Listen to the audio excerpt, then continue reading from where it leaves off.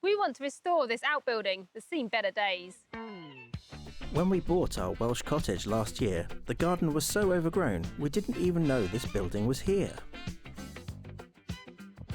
The cottage garden comes with lots of things that might be seen as rubbish but actually make quite effective building materials.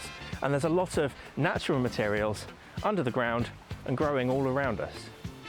Look, I found this pile of sand on our land. Since there isn't much sand, we're going to try using coal ash as an alternative in our lime mortar.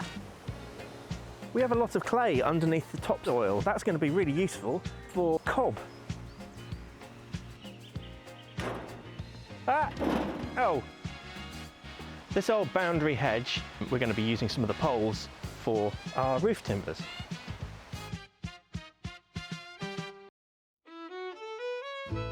This building was once a key part of how the cottage and garden functioned. You can see it here on an old map from the 1890s, when it was probably being used as a pigsty. But it likely had a number of uses, grew and shrank as the cottage's needs evolved, and we've uncovered archaeological evidence of a slate roof, by which I mean we found a few slates in the rubble.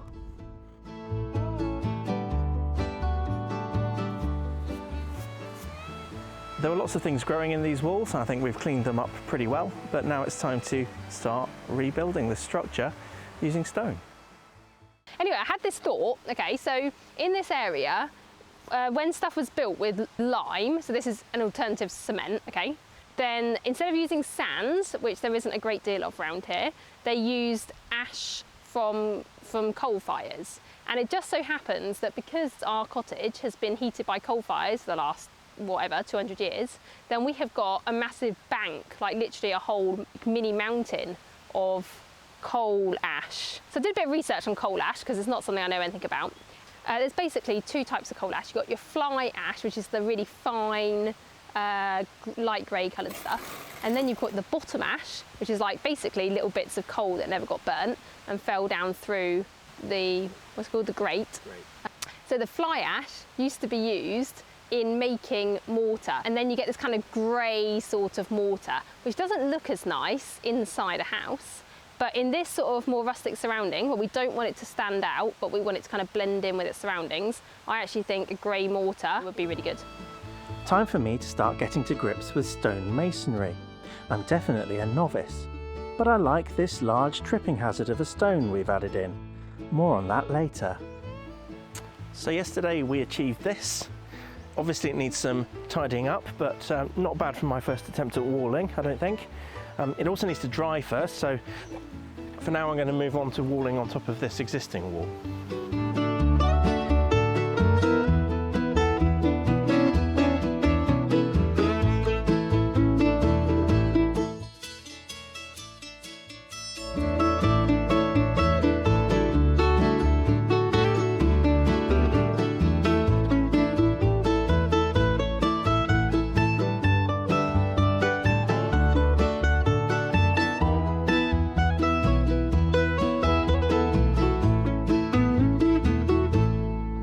All of this activity is incredibly satisfying, and yes, that is a lovely waterfall.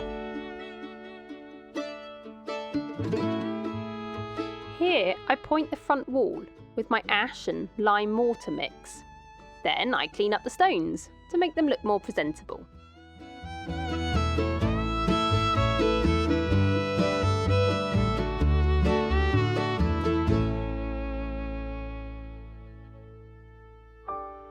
The process of building this wall was, for me, actually very satisfying, and I ended up having almost an unexpected religious experience.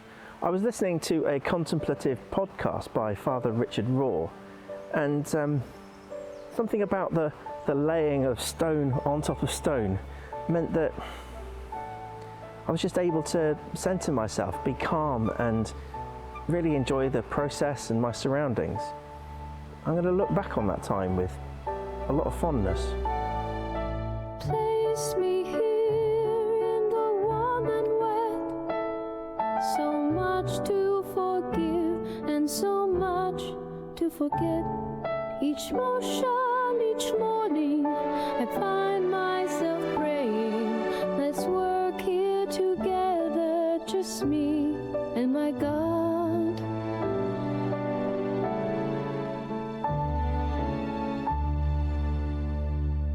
The sands through my fingers of thoughts gone away, as in me's a longing for the King of Day. And each gentle action, each wondrous moment helps me to see you and helps me to pray.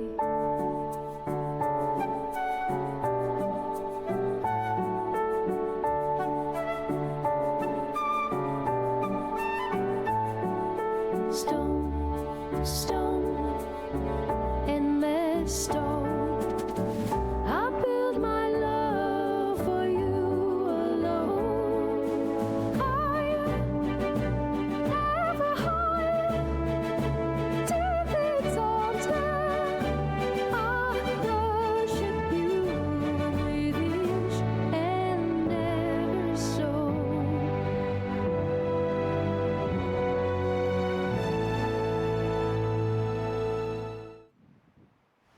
We've built these walls with lime mortar, which mustn't dry out too quickly.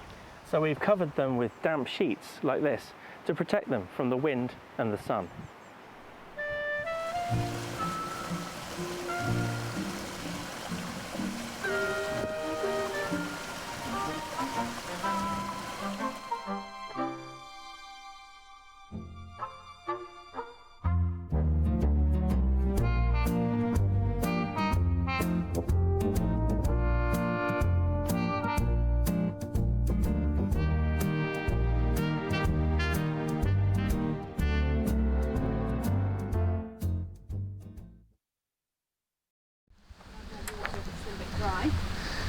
Hi guys, what are you doing? Better. Tim is learning to bag a wall. So, That's better. Sticking better. okay, I've also found if you kind of follow through with your hands, then that can help to prevent some of it coming off. And break your hand. Oh well, yeah. You've got to stop your hand at some point, you know? When it hits the wall. Yeah. Watch out, Joe!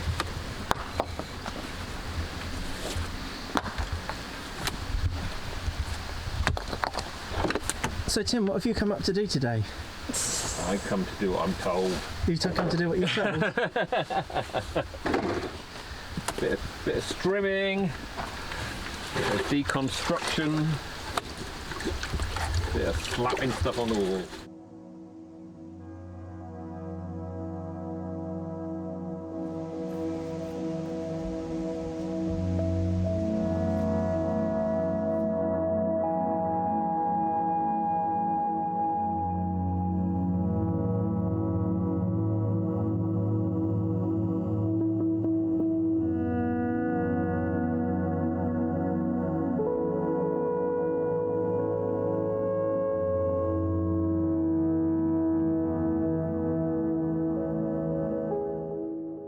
Joe's rebuilt these walls. They're nice and strong. So now it's time for a roof. Putting my climbing skills to good use, Joe.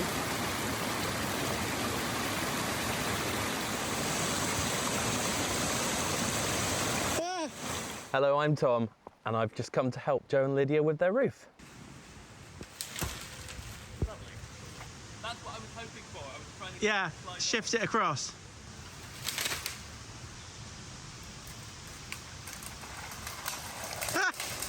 Watch out! That's great!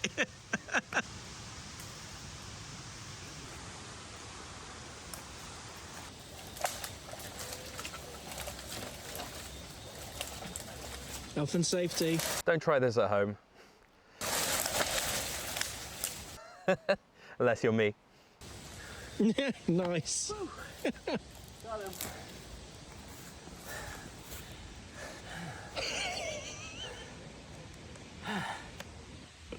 Good fun.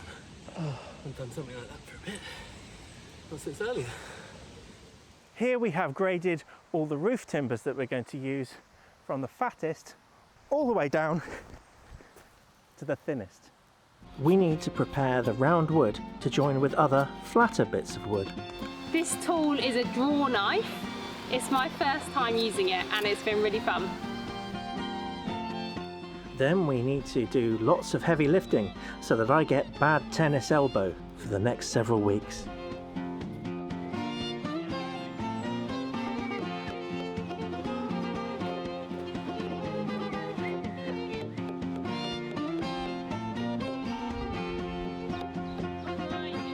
It takes the best part of 2 days to get all these roof timbers ready.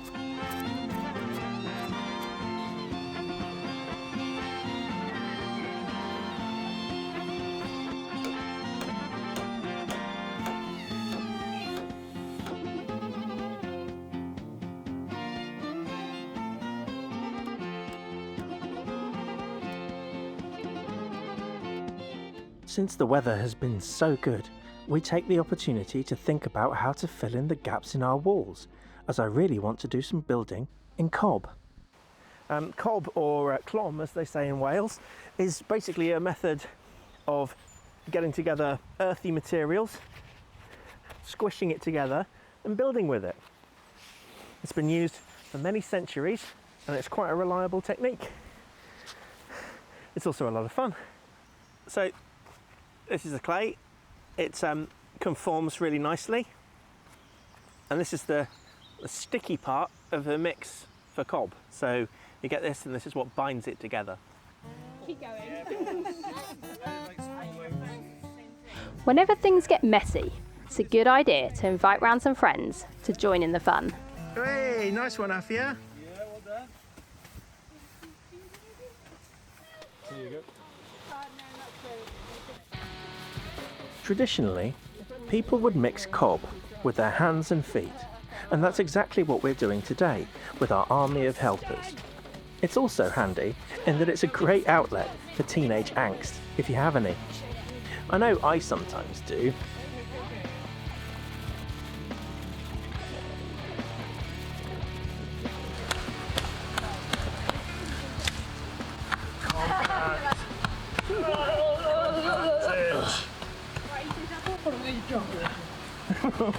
Punching a wall. I know. There would have been people once upon a time whose job this was. Yeah. Yeah. Do you want to know how strange is that? My job? What's your job, mate? Oh, I just shovel dung around and I whack it on walls. Yeah. Scattered around the garden, we found plenty of broken window panes, which are perfect for a job like this. It's sharp, obviously. I'll hold it. I'll stay. You got the 3-hour job, you said. Great. 3-hour job, well done. Congrats.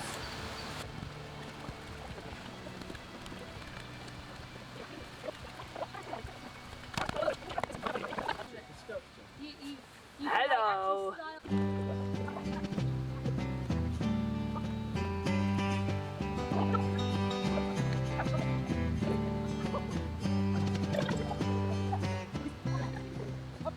That's more than I thought we'd do. Yeah, well, it's more than I thought we'd do, right? As well. I think we do. I don't know. Maybe nothing. These soft organic lines really speak to me.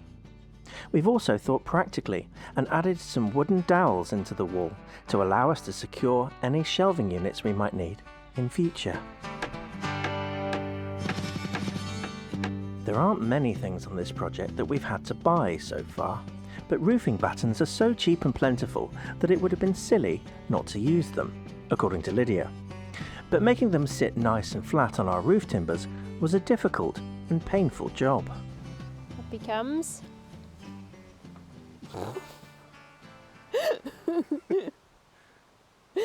So the battens are on and now it's time for the slates. Please feel free to slate our attempts in the comments below.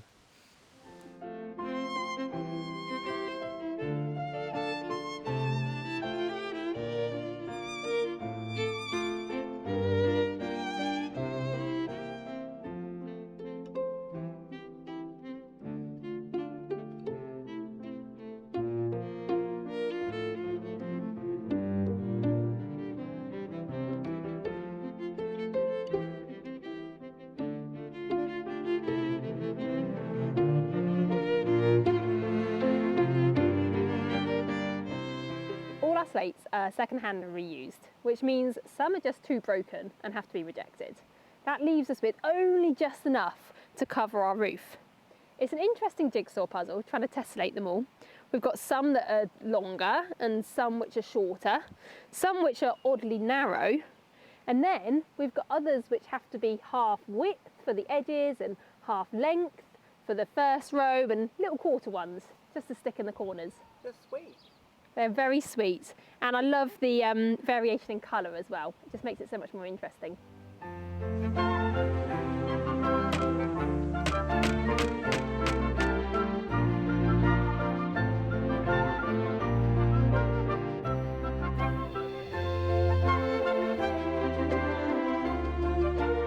I must admit that some of our decisions were probably influenced by me wanting to be able to sit on the roof.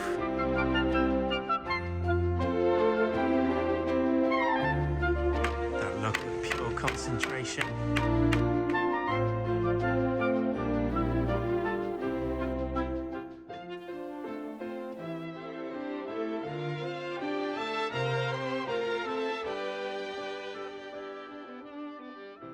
We cut the surplus material off the ends of the roof timbers and then fit our final row of slates. I probably can't overstate how much we like the result here. It looks wonderful.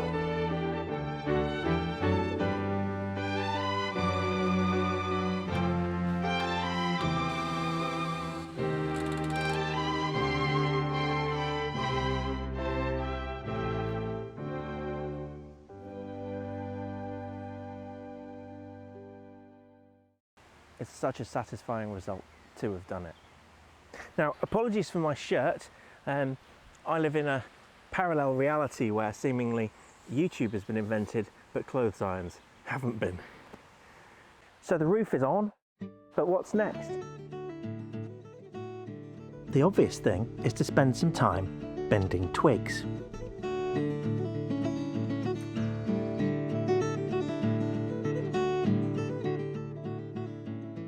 Well, we've been working on the door to the shed, and I've put in this round wood upright, and we've been working on a wattle panel that we're going to daub later on with effectively like a cob, clay mix and lime render. I'm really happy with the way that this has turned out. I'm loving the lip of the stone that we introduced earlier on in the project, and it's quite exciting that we're, dare I say, nearing the end.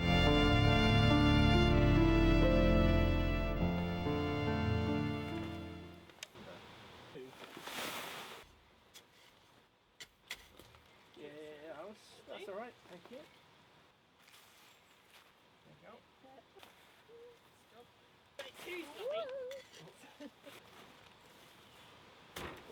This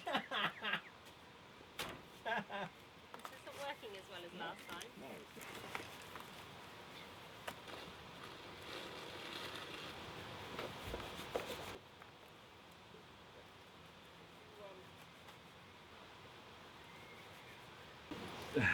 We're currently just building this shed. Hi. Nice. But doing it in a weird way. No, yeah, it's like we're smearing mud on walls outside like rather than fixing our toilet. It's a more traditional, more fun outside method, isn't it? Yeah. You want to be outside when it's nice. Basically, the weather got really nice in like March. We're like, let's do a bit of an outside job, and it hasn't got rainy again. Even people who don't know me will probably recognise the look on my face when this appears. I'm not quite sure I want it that close to my new shed. Anyway, we've been very fortunate in our project to have been gifted a load of old tat from my dad, including this device for entering rooms, which leads Lydia to say, This shed is in need of a door. Well, that looks like a door.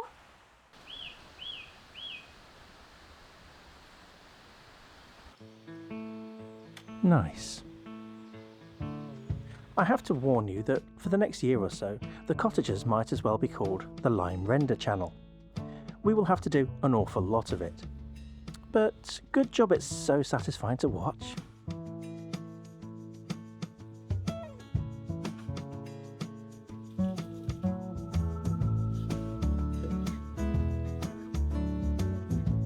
hopefully there'll always be time for recycled wood. Round and round the timber goes. Where it stops, well, no one knows. One man's trash, another's dream. Break from the old regime.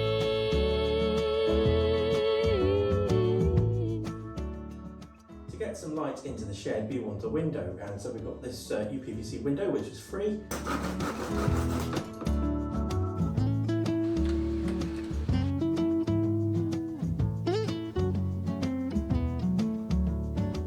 To me, this genuinely looks beautiful. I'm really happy with it. Wow. Something borrowed, something blue.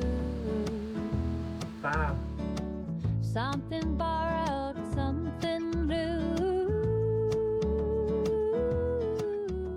Now, I don't know whether you've been able to spot this, but there are some details on the shed that really need a little bit of extra time and attention. One of those details is this fascia board, and then we're going to spend the next couple of days just making some final adjustments to really lift the quality of the build.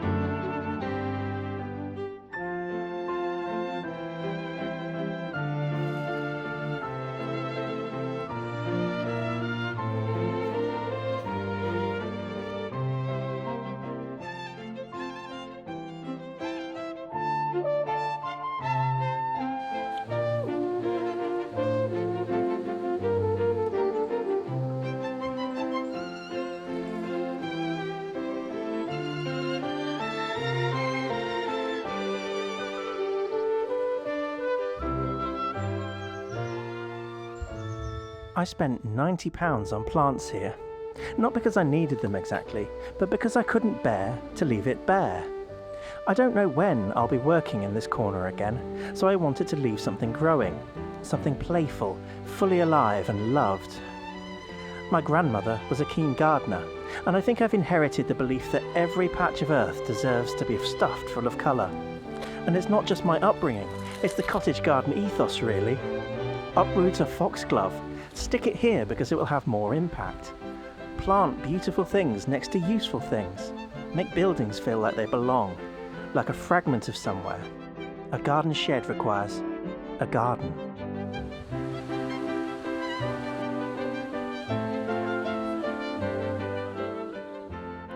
Let's look inside now and see what's been happening.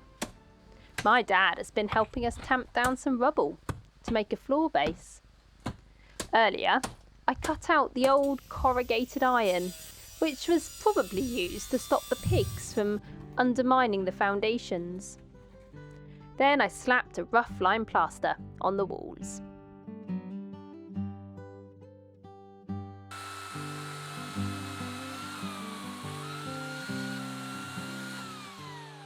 In the spirit of using the materials around us, I've cut up some oak logs into rounds, given them a coat of linseed oil, and now I'm having a go at bedding them into the floor using some ash mortar. Later, when it's dry, I'll go back and grout in between to make it all look smart. It's my first time doing something like this, as always, so we'll see how it turns out.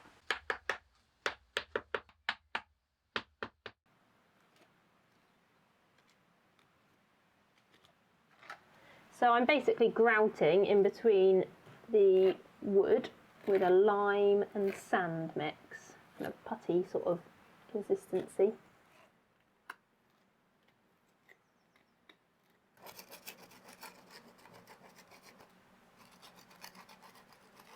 Just scraping off any grout that's got on the faces of the wood, and it's quite easy to do with lime because it stays soft for so long. I don't need to do it particularly quickly.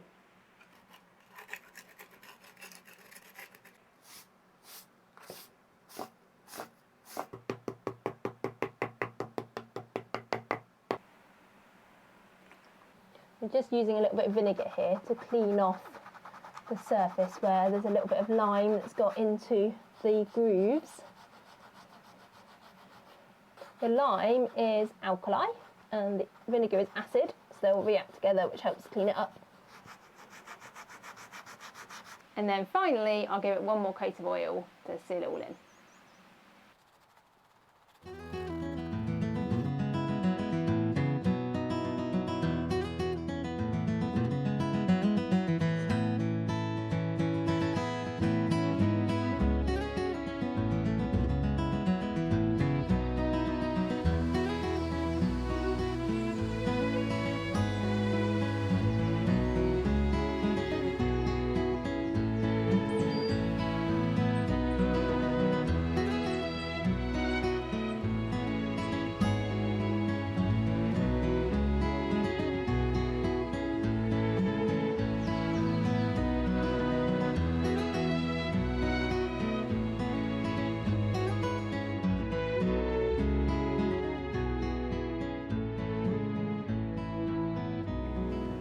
Framed nicely there, isn't it? Look. It is framed nicely. Look at us.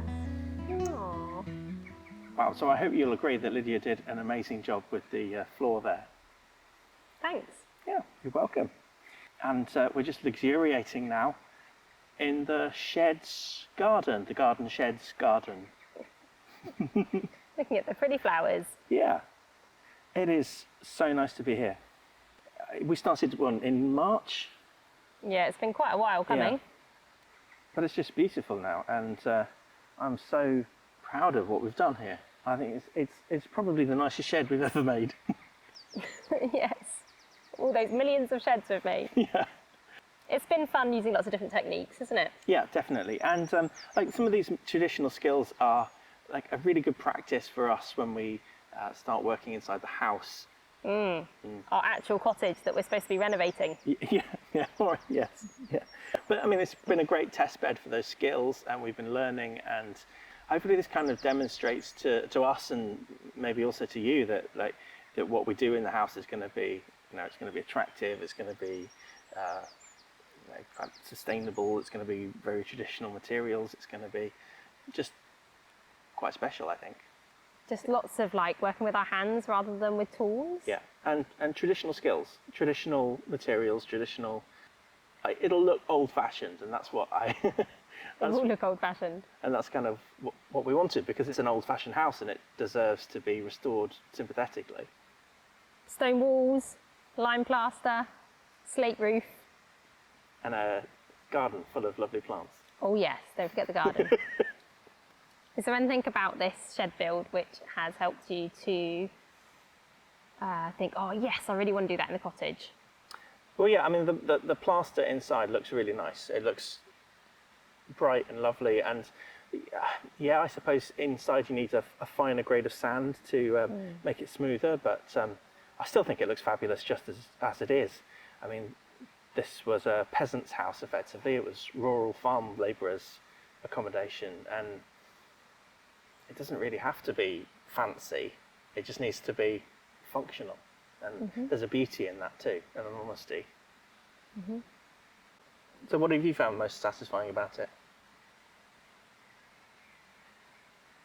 Partly just that we did it. Like, we had this slightly audacious dream that we could look around our garden and see what materials we had, and we could build a shed out of that. It Yeah. turned out we did. Yeah. Although we have had to buy some things, haven't we? Yeah, we did have to buy a few things. So Facebook Marketplace provided us with some old slates. Yep. We got some roofing battens. We ended up buying in some sands because we didn't have enough coal ash. But the whole thing hasn't actually cost us that much, has it? No, I think we added up to £280. Yeah, that's not including my flowers. That was quite a lot extra. I wasn't allowed to include that in the cost. So what was the hardest bit for you? One of the hardest things was that this shed is up a very steep garden, and that meant wheelbarrowing up ever such a lot of heavy wheelbarrow loads of mortar and sand and stone and slate and all the materials. Yeah. What did you find hardest? I think just hurting myself. I mean, it's been a long time since I actually did like this amount of sustained manual labour, and I'm now 40. That probably doesn't sound like a lot to some people, but it sounds like a lot to me, especially since I've spent 10 years behind a desk. But like my arm is really hurting now, and I think that working at height on the battens in particular, trying to chisel and spoke shave the roof timbers flat so that they would accept the battens, that was quite a tricky job, and that's probably done quite a bit of the damage. Maybe. It's certainly been heavy work doing the whole Yeah. lot. Stones are heavy things. And it also just takes a lot longer than working with timber, because we're used to working with timber, and I think that building a timber shed, we can probably, raise that structure in, a matter of a week, but working with stone is a bit of a different matter, especially like traditional stone walling. Yeah, but it should last a lot longer than timber Absolutely. shed in this weather. Yeah. But hopefully this shows off the ethos of what we're trying to do at the cottages. These techniques, this style of building and this aesthetic, it's really what we're after in our cottage, and it'll spread far and wide throughout this garden as well, I'm sure. I hope you join us on our adventure, and that you enjoy it as much as we will. So thanks for watching, and we'll see you again. Let us know which bit you like best in the comments below. Bye bye.